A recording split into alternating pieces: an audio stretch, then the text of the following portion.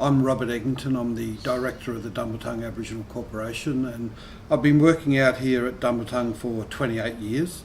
The organisation first started off in the old dormitory buildings. We're upstairs of that building, and it was very bare when we first started here at Clontarf. It was basically the remnants of the old orphanage, and over a long period of time we built up the resources of Dumbartung, and I think I was probably here for 20 years or so before Selina started here with the Quab Women's Healing Program. So we've been on this journey in relationship to Dumbartung and its work for over 28 years. My name is Selina Eggington. I've been here at Dumbartung for 10 years now, and I originally came here as a project coordinator for the Women's Healing Program, which was the Quab Women's Healing Program, and that program was based on initiating healing projects and cultural art projects for women who were traumatised through various traumas and abuse, and the original idea came through the Sue Gordon inquiry, because we were concerned about women who weren't accessing mainstream agencies in terms of their counselling. So we wanted to create a space where women can come together, and that was culturally appropriate, but also have a sense of belonging to that particular area. Well, over a process of 28 years as an organisation, you become intergenerational. So you're dealing with issues in where over that 28 years it included people that are now elders in our community and then younger people. And look at projects from the early days of Dumbartung, which was inclusive of very important healing processes as well, which was the Kayana festivals and the repatriation programs, the Aboriginal Prisoners Art program that we run. So you looked at all the sort of different healing concepts within our initiatives, right through to the Quab, the Women's Healing Program. But it's like an evolution of where one project really gave substance to another project happening. And at Dumbartung you needed an agenda that was an administration art form in its own right, but also the initiative to be able to coordinate those projects as the need in the community was represented. So Dumbartung had I believe an open agenda to look at what the needs in the community actually is and was during those years. And the Kayana concept still remain, I would say, in living memory for Noongar people to be the most important and the most broadest cultural celebrations. And again, the festivals or the gatherings, the corroborees as we termed them, was like a massive healing process for our communities, and it came up like a mirror to show our people the first time our people, and it gave people a initiative to be able to ascertain what they wanted to do within what they saw within that concept. So therefore it led itself as a trend for many things right across Australia in reference to cultural celebration and cultural coordination. Kayana was a very important part of the Dumbartung journey, and from Kayana, as we were saying, we developed the healing processes for the Aboriginal prisoner art, and the Aboriginal prisoners art was a massive healing process. So when you looked at Dumbartung's initiatives, they were all based on the process for our people through them, early initiatives right through to the Quab Women's Healing Program, and of course the way in which Dumbartung then became a place of solace for our community and our families in the community that was suffering a sense of loss and grief through suicide and also through domestic violence. And we had gained a wealth of knowledge in terms of those early projects to give us, I believe, the substance and the situation to be able to effectively coordinate community healing programs such as Quab, and they were important in that journey. Well, at Dumbartung we believe that culture is the basis of healing, and so in terms of utilising and culture in our healing projects, the healing is always centred around the Kayana Gallery and the objects and the paintings, and we also refer to a lot of the artists that have contributed to the gallery and the sort of lives they led as children, and we use their lives through their art as an example when we talk to young people, when we take them into the gallery. And so I suppose the Kayana Gallery and all the objects and the art is the very essence of all our healing programs. Then we are able to initiate those healing programs through a lot of the art that we do here with various groups, whether it's paperbark art or watercolour art, or sometimes it might be just having groups come here and talk to them about culture in general and talking about history and how colonisation has impacted on Aboriginal people today, and particularly the stolen generation. And we look at healing holistically, and so we're looking at not just the physical side and the emotional side, but also the mental and particularly the spiritual side of healing. And that's where the gallery comes into play, is when you're looking at a spiritual healing. You're doing that through culture and all the objects within the Kayana Gallery. And so I think the gallery is pivotal to the work that we do here at Dumbartung, and we couldn't do the sort of work that we do without having that gallery, and particularly the objects and the paintings and the whole cultural concept of the gallery.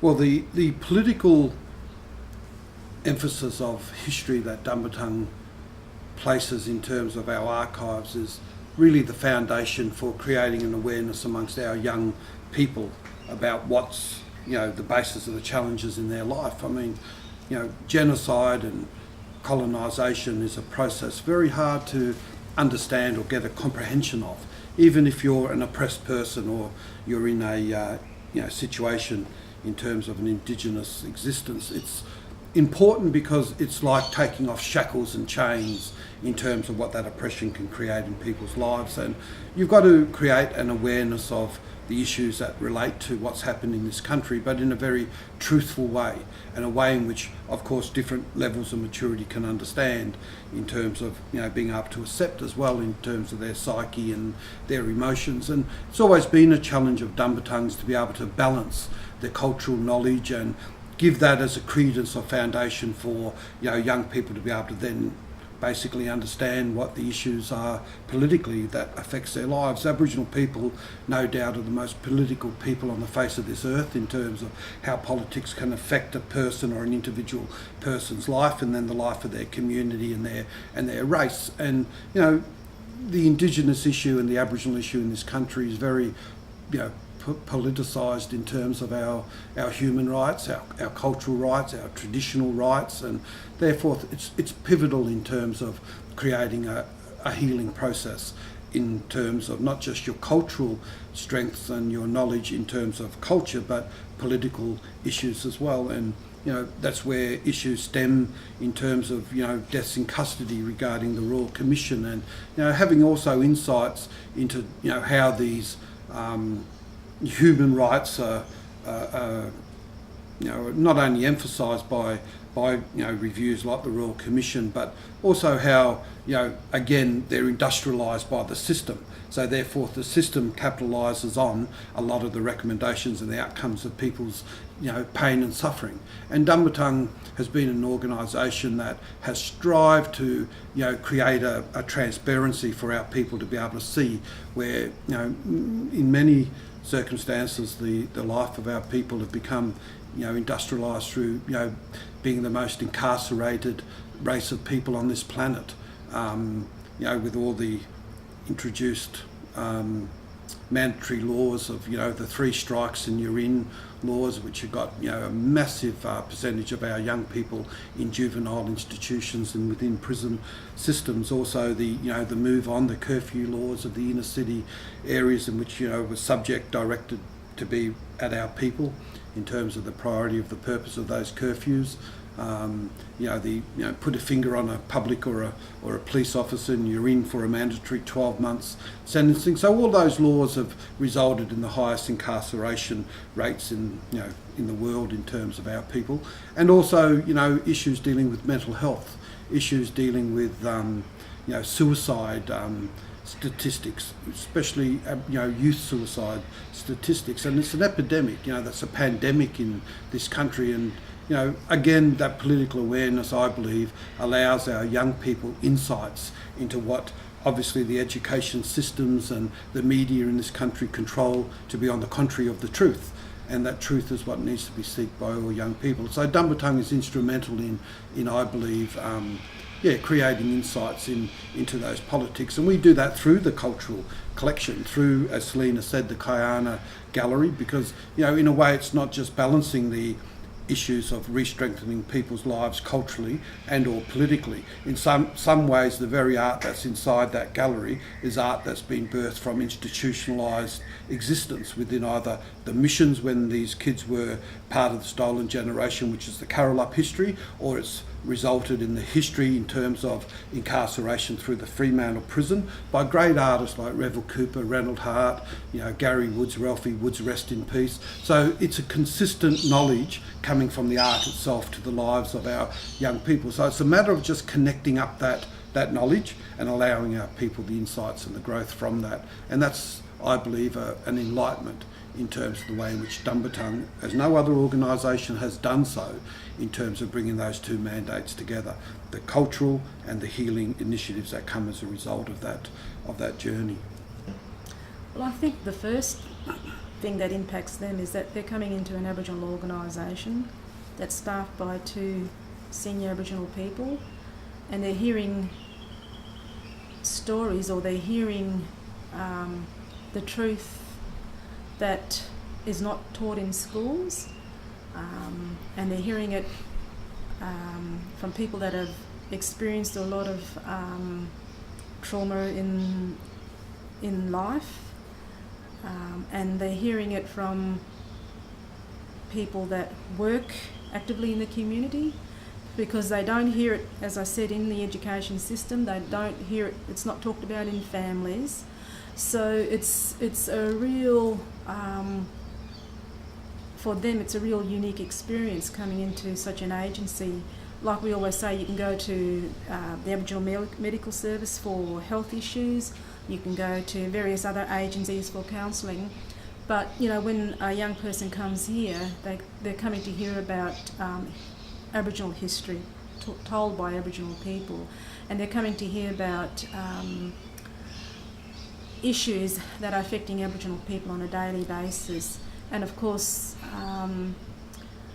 trauma and suicide is a huge part of young Aboriginal people's life.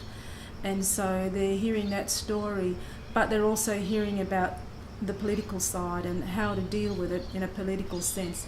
But then after hearing that, they're hearing about the healing side and how to overcome those traumas and how to turn a lot of that pain and suffering that they're trying to cope with into a positiveness and building their strength upon that knowledge, but in a culturally appropriate way. So it's culture that's healing them, but it's also culture that's enabling them to become resilient in those challenges that they face as young Aboriginal people in today's society. And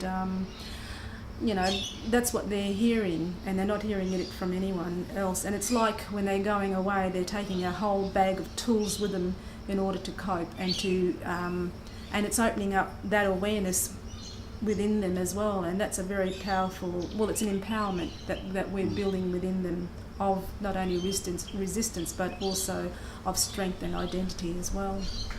I think what Selina said is really important in terms of how people endure into their own healing journeys, but also endure just in their own survival as an oppressed people in terms of the colonisation and genocide in this country. Because I think how people probably see Dumbartung's worth, and as we're trying to articulate it, is the fact that there's an endurance here that has created an organisation that's been under massive government siege and attack for many, many years, and we've been able to sustain an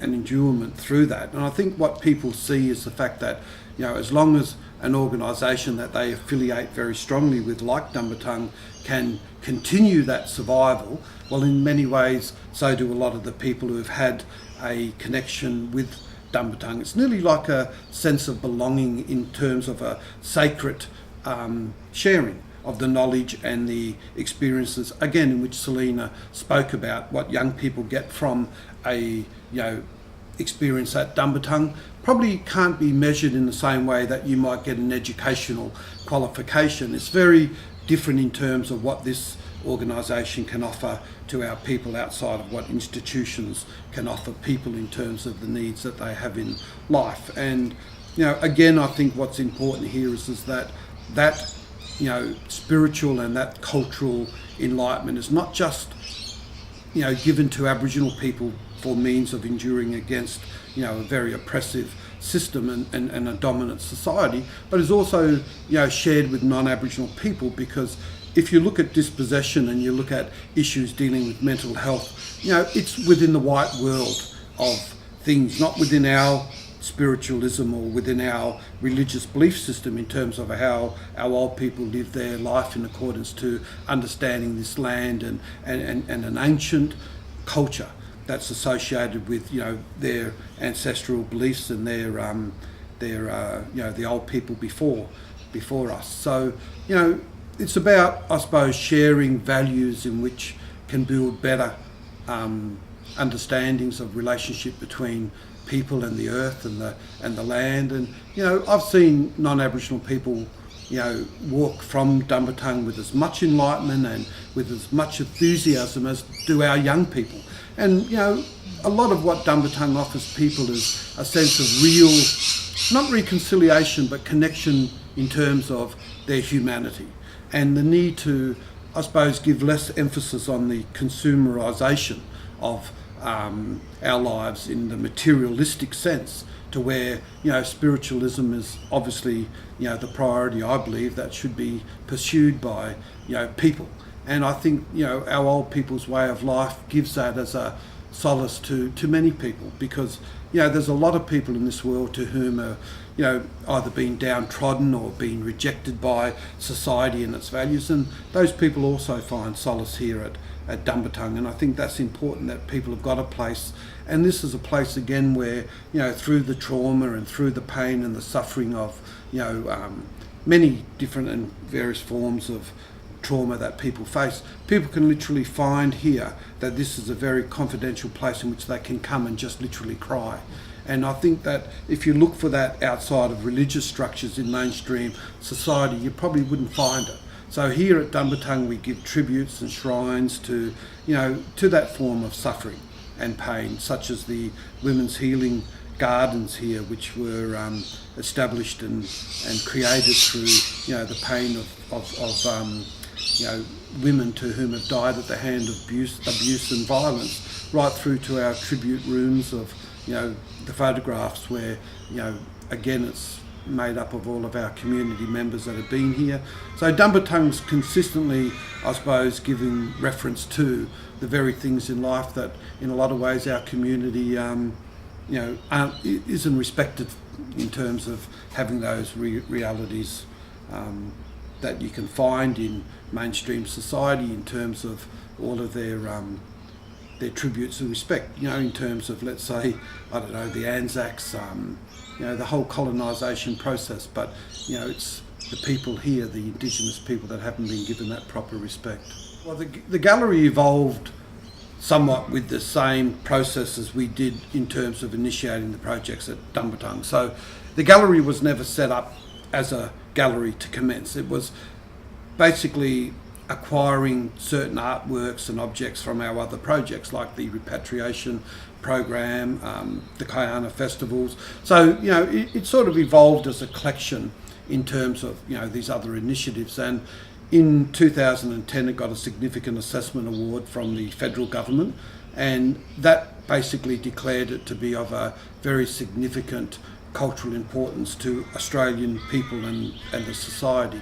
So, we weren't funded initially to even run a gallery. So I suppose the difficulty there was that we had to try to resource the funds to keep the gallery going as a means of the resourcing of the entire organisation. And we started to run out of government funding here some 6 years ago, and we haven't been funded through the government probably for the last 5 years. We tendered for a program called Redress, and we were able to, through the fees of the Redress program, keep our rent paid, our power bills paid, and the administration part of Dumbartung. So, there was an initiative through Lottery West to continuously fund Dumbartung for the last 3 years. And at this stage, we're basically running out of government funding. And, as much as Dumbartung has tried, we've applied to all, different bureaucracies for funding. And at this stage, the funding is really difficult to attract. And so therefore, under the guise, I suppose, of renovating the roof through the Indigenous Land Corporation, to whom are the landlords here, we've had to move all of our collection out of the gallery, and we get the first right of refusal next February in terms of whether we can move back into the gallery space. And of course, that's going to depend upon whether we can actually pay the rent. And we don't have the funds committed, nor the funds guaranteed to be able to pay that rent. But of course, in our community, a lot of the senior people and the elders are very concerned at what will happen to the gallery, the content of the gallery, but also Dumbartung as an organisation. And so that's really important at, I suppose, which way we go with the future of the gallery. I think what would mean to me, well, it certainly would be hope, and also I guess a lot of belief in what we're doing as a organisation, and that we can continue working in the community and working with people that are facing those insurmountable challenges, and we can work with those people. We have families coming here almost on a daily basis with massive issues, and it just means that we can continue working in our community with our people, and bringing hope to those families, and talking about the issues, and creating an awareness within those families of the impact of what colonisation has had on Aboriginal people. And if we can look at those issues and go back and trace those traumas and where they came from, I think that enables Aboriginal people just to have a more empowered way of dealing with those issues and trying to work towards a common, I suppose, solution, or becoming stronger within themselves to deal with those issues, and bringing encouragement to their families, and particularly their young people, and creating that really strong cultural foundation within the community. Well, I suppose one of the challenges is to determine as an organisation whether it's about money or whether it's about other politics. And if it's about other politics, well then of course the priorities in which government has funded Dumbartung in the past has been obviously affected in terms of the present and the future. And we know that if you're, a cultural centre that, let's say, is situated within the tourist hub of a city, or has got specific interests in promoting itself as a tourism attraction, or an entertainment type venue, well, you can access funding within not only the government sector, but also within the private sector, and within also many philanthropist opportunities as well. But when you're like Dumbartung and you run a cultural centre that's been established for the healing process, and is established in regards of not only archiving and maintaining our history, but more importantly interpreting that history in a way in which has got the values of the very things that we've spoken about here in relationship to the worth of people's lives and how they perceive their own worth as an Aboriginal person. Well, you're going to be under attack by the government because of course it doesn't fall within their criteria of what a cultural centre should be like and the control of that cultural centre under the perimeters of their industry policy, such as those policies that govern the criteria for that funding through either the Ministry of Culture and the Arts, the Australia Council, or the Prime Minister and Cabinet's office.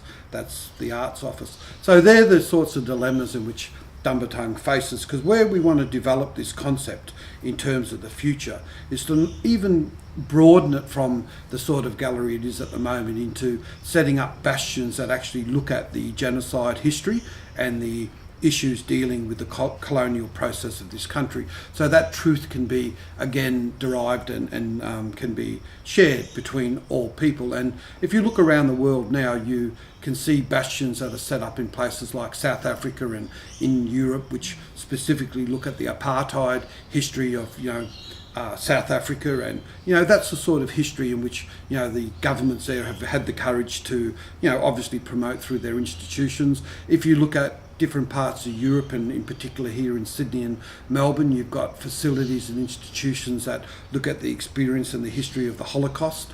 And also in America and different parts of Europe, you've got institutions that also look at, creating an awareness about the slavery policies and the slavery from Africa into the Americas. So we're wanting to strive through Dumbartung here to create bastions of the same truths in terms of what's happened here to Aboriginal people, and set up for the very first time the bastions of genocide.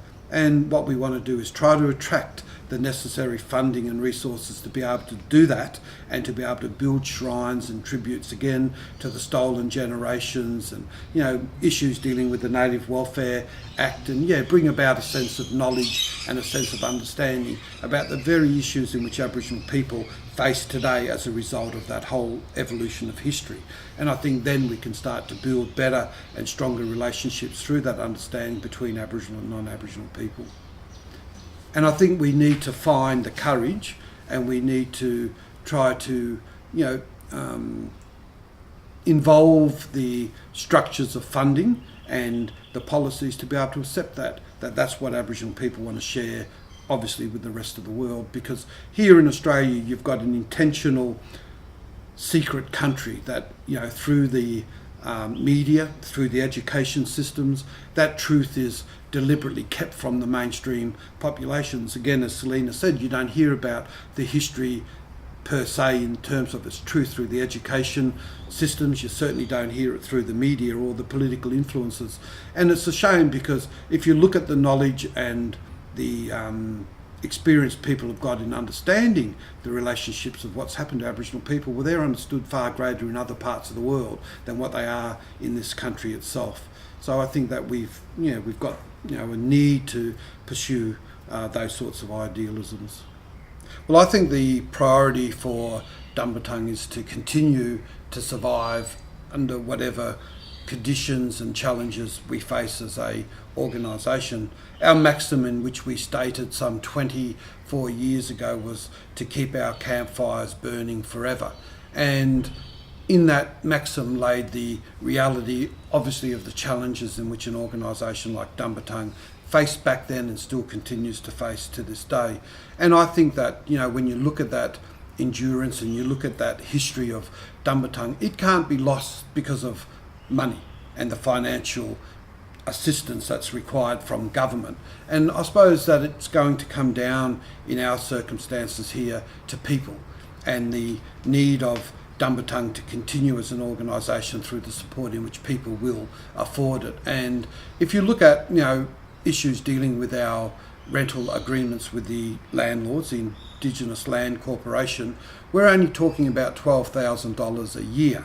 If you look at the wealth in which is generated through this state in terms of mining and agriculture, you look at Western Australia being obviously one of the richest states in this country, and Australia as a country being one of the richest and most affluent countries in the world, to see the real value of culture and spirituality of the oldest living culture on the most ancient landmass on the face of the earth. An organisation like Dumbartung doing it in a proper way, it's a absolute scandal that we should even be, having to pursue 80% of our time just to generate funding to keep an organisation like Dumbartung alive. Dumbartung's track history in terms of what we've accomplished to date really should speak for itself, and it should be a privilege in reference to what we represent for the governments to fund Dumbartung. There's no question really about that, but at the moment we're under this siege, if you like, and attacked by government, and that's what it is because of the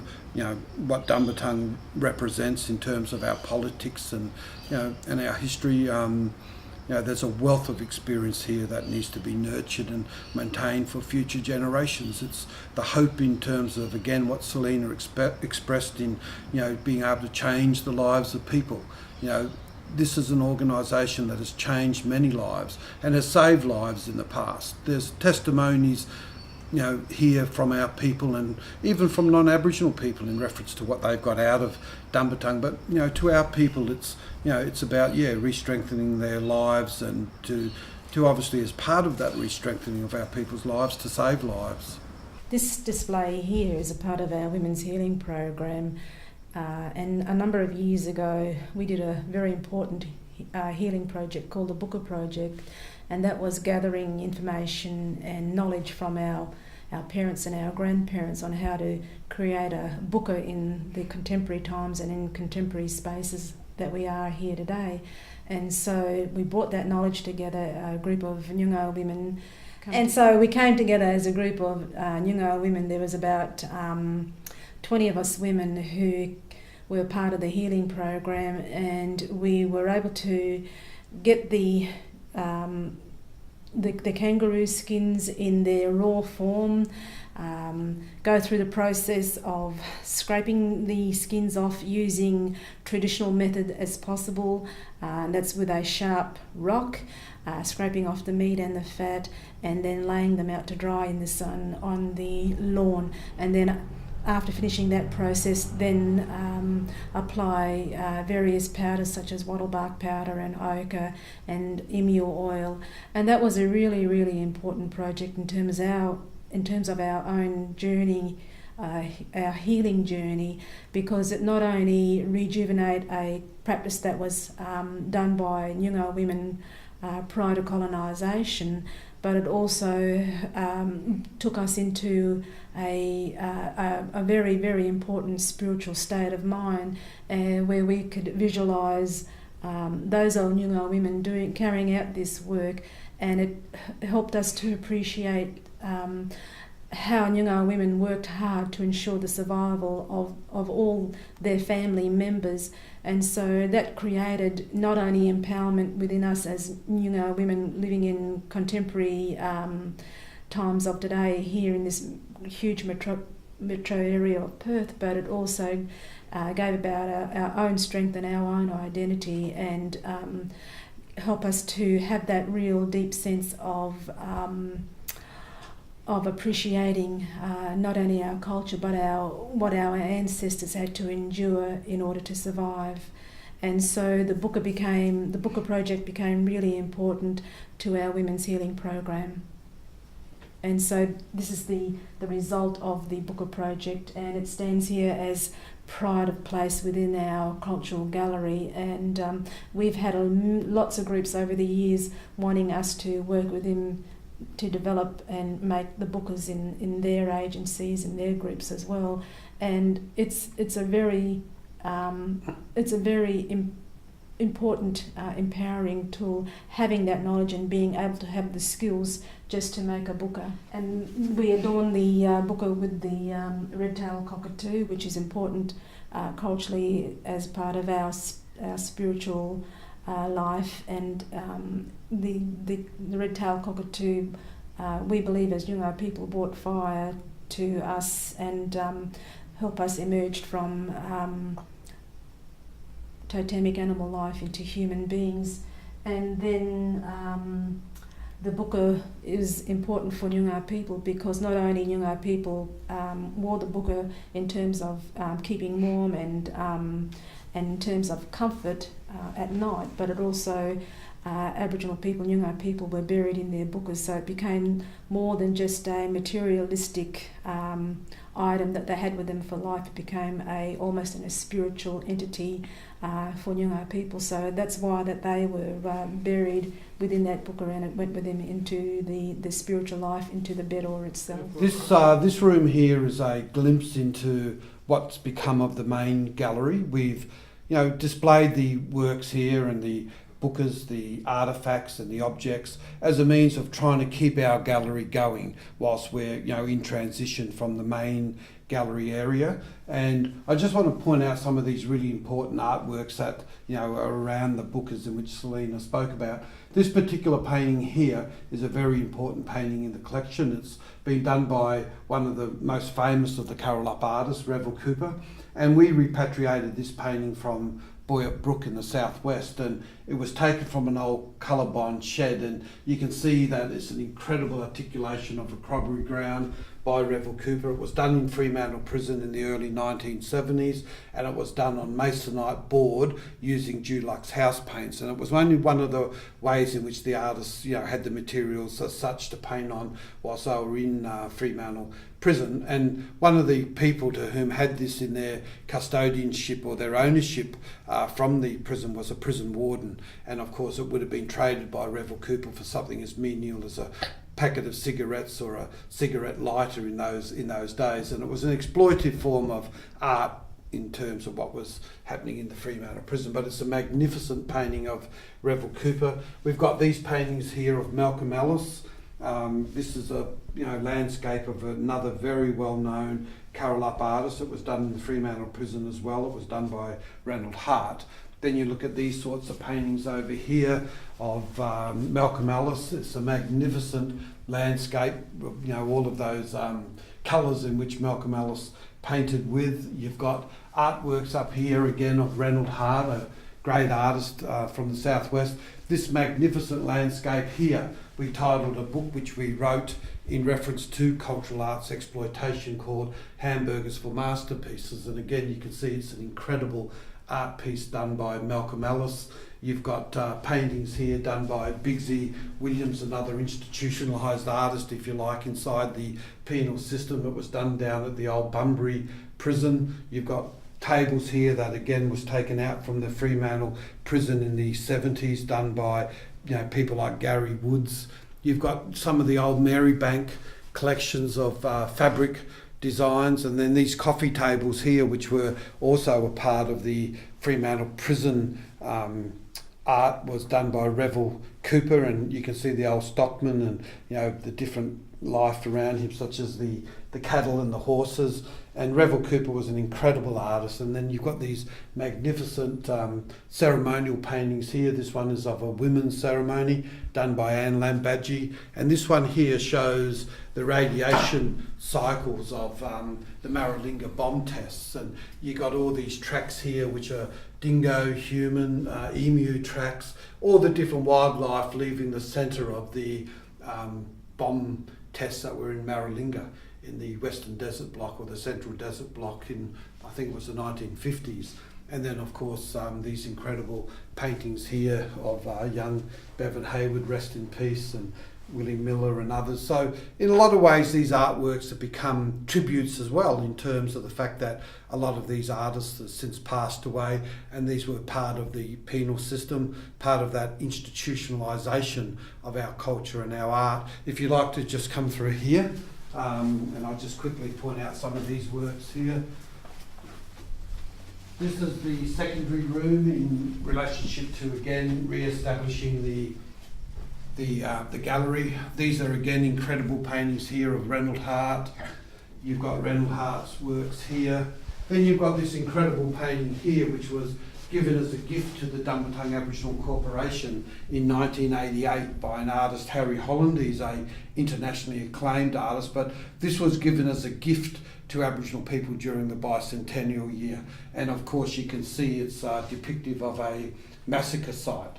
and you've got the three elements, if you like, in which carried out the massacres: the convicts, the police and the military. And this particular painting gives you insight into how Aboriginal people only had wood fibre to defend themselves against alloyed steel and gunpowder. And here you can see the man to whom, gives protection over the woman, and the woman given protection over the baby. And of course these depictions also focus on the horse and the way in which the horse was used as a weapon against Aboriginal people during these massacres, and that most of these massacres were instigated to happen at dawn when, again, most of the women were up but the men were still asleep and they were tending to their children. It was when people like Stirling and others rode into places like Pinjarra and carried out some of the most horrific massacres, anywhere around the planet in terms of the colonisation and the genocide of Aboriginal people. Regarding loss and grief and self-injury and issues that face our community, we did up these two response plans to the government here. This is the Suicide Action Plan, which consists of looking at three initiatives within our community, which is to set up a safe place where young Aboriginal people who are in despair and within turmoil can be taken, where other Aboriginal people are that have gone through that journey in life that can help them in that first step towards seeking further help for their mental health issues. And one of the initiatives was also to set up a task force, which was to, work in the confidence with the State Coroner's Office and the Minister for Health, and that task force would monitor the spates of suicide in our community and issues dealing with our young people. Then the third initiative was to actually put in place this concept that Dumbartung coordinated, which was the train the trainer concept. So the issue in dealing with suicide prevention and post-prevention in our community was through these two documents here, and we presented these to the Premier when we met with him following the Suicide Summit in 2013.